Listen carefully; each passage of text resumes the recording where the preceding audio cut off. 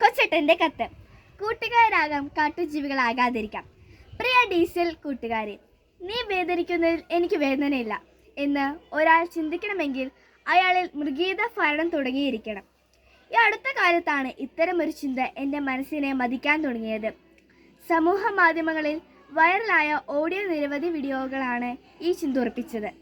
School വിദ്യാർത്ഥികളുടെ കലഹങ്ങളും വഴക്കുകളും വഴിവിട്ട് വളർന്ന് തനി കൊട്ടേഷൻ ഗുണ്ടകളുടെ അഴിഞ്ഞാട്ടത്തിൻ്റെ പകർത്തുബുക്കുകളായി മാറുന്ന ക്രൂരമായ കാഴ്ചകൾ. സ്വന്തം ക്ലാസ്സിൽ പഠിക്കുന്ന സഹപാഠിയെ കൂട്ടം കൂടി ക്രൂരമായി തല്ലിച്ചതയ്ക്കുന്ന വീഡിയോകൾ. രക്ഷിക്കണമേ എന്ന് അതിദയനീയമായി കൈകൂപ്പി കേടുന്ന സഹപാഠിയെ പേപ്പട്ടികളെ പോലെ കടിച്ചു കീറുന്ന ക്രിമിനലുകൾ. എങ്ങനെ സാധിക്കുന്നു ഇതുപോലെ പെരുമാറാൻ? എന്തിനു വേണ്ടിയാണ് കൂട്ടുകാരെ ഇതുപോലെ തല്ലിക്കൊല്ലുന്നത്? മുമ്പെങ്ങുമില്ലാതിരുന്ന ഇത്തരം ക്രൂരതകൾ കാരണങ്ങൾ മനഃശാസ്ത്രജ്ഞന്മാർ ഗൗരവമായി അന്വേഷിക്കുന്നു. സാമൂഹിക മാനസിക ഘടകങ്ങൾ. കൗമാരക്കാർക്ക് സ്വന്തം ഐഡന്റിറ്റി കണ്ടെത്താനുള്ള വ്യാഗ്രതയുണ്ട്.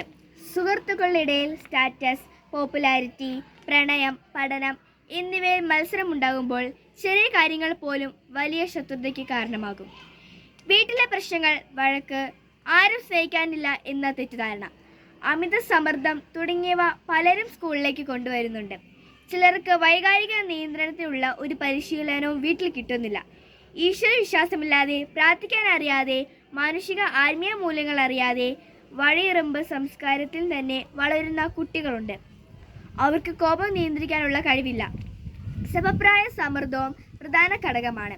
കൂട്ടുകാരുടെ ഗ്രൂപ്പിൽ ഒരാൾ അക്രമാസക്തനാണെങ്കിൽ സ്വന്തം വ്യക്തിത്വമില്ലാതെ മറ്റുള്ളവരെയും അത് അനുകരിക്കും. സോഷ്യൽ മീഡിയയുടെ സ്വാധീനം. കേരളത്തിൽ സോഷ്യൽ മീഡിയ അഡിക്ഷൻ പ്രായഭേദമില്ലാതെ ഒരു പകർച്ചവ്യാധിയെപ്പോലെ ആയിക്കഴിഞ്ഞു. വിദ്യാർത്ഥികളെയാണ് ഈ സമൂഹ മാധ്യമ അടിമത്തം ഏറ്റവും കൂടുതലുള്ളത്. സൈബർ ബുള്ളിംഗ് ആണ് ഏറ്റവും അധികം വ്യാപിക്കുന്നത്. സമൂഹ മാധ്യമങ്ങളിലൂടെ ഭീഷണിയാണിത്. ഇൻസ്റ്റഗ്രാം, വാട്സാപ്പ്, സ്നാപ്ചാറ്റ് എന്നിവയിൽ അപകീർത്തിപ്പെടുത്തൽ, ഗ്രൂപ്പ് ഔട്ട് ചെയ്യൽ, മീംസ് വീഡിയോകൾ എന്നിവ വഴി ശത്രുത പെരുകുകയാണ്. ഫൈറ്റ് വീഡിയോകൾ കർശനമായി നിരോധിക്കണം.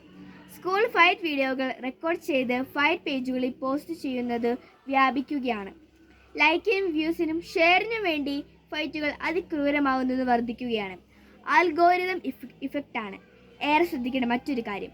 വയലന്റ് കണ്ടന്റ് തുടരെ കാണുന്നയാൾക്ക് കൂടുതൽ വയലൻ്റായ വീഡിയോകൾ തന്നെ ലഭിക്കുന്നു. അത് കുട്ടികളുടെ മനസ്സിൽ ഡിസെൻസിറ്റൈസേഷൻ, വൈകാരിക മരവിപ്പ് എന്നൊരവസ്ഥ സൃഷ്ടിക്കുന്നു. എത്ര ക്രൂരതകൾ കണ്ടാലും ഒരു വികാരമില്ലാതെ ആകുന്നു. മാതാപിതാക്കൾ ഇതിന് അതീവ ശ്രദ്ധ നൽകിയില്ലെങ്കിൽ അവരുടെ ജീവിതം അപകടത്തിലാകും. പ്രിയ കൂട്ടുകാരെ, ഇത് മാത്രമല്ല, വീഡിയോ ഗെയിമുകളിലും അത്യന്തം അപകടകരമാണ്. പബ്ജി, ഫ്രീ ഫയർ, GTA തുടങ്ങിയ ചതിയൻ ഗെയിമുകളിൽ കൂട്ടുകാർ ഒരിക്കലും കുടുങ്ങരുത്. അവ മാരകമായ കുരുക്കൾ തന്നെയാണ്. ഈ ഓൺലൈൻ ഗെയിമുകളിൽ ട്രാഷ് ടോക്കും ടീം റൈവലറിയും നമ്മുടെ യഥാർത്ഥ ജീവിതത്തിലേക്ക് വരാം. സ്വതവേ അഗ്രസീവ് സ്വഭാവമുള്ള കുട്ടികളിൽ ഇത് കാട്ടുതീ പോലെ പടരും. അവരുടെ ഭാവി ജീവിതം കത്തിച്ചാമ്പലാകും.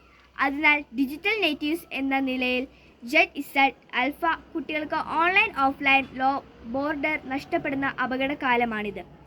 ഇത്തരത്തിലുള്ള സമൂഹ മാധ്യമം അടിമകൾക്ക് സഹാനുഭൂതി, സ്നേഹം, ക്ഷമ, സേവനം, കരുണ തുടങ്ങിയ മാനവിക മൂല്യങ്ങൾ ഉൾക്കൊള്ളുവാൻ കഴിവില്ലാത്തവരാകുന്നു. എൻ്റെ സ്ക്രീൻ ടൈം ഓരോ ദിവസവും കൂടുന്നുണ്ടോ എന്ന് സ്വയം നിരീക്ഷിക്കണം. നമുക്ക് മനുഷ്യ നന്മയിലേക്ക് മടങ്ങി വരാം. വീട്ടിലും ക്ലാസ്സിലും നമുക്ക് കൂടുതൽ നേരം പരസ്പരം സംസാരിക്കാം. ആരെയും വേദനിപ്പിക്കാതെ തമാശകൾ പറയാം. നല്ല കൂട്ടുകാരാകാം, കാട്ടുജീവികളാകാതിരിക്കാം. സ്നേഹത്തോടെ സ്വന്തം കൊച്ചേട്ടൻ.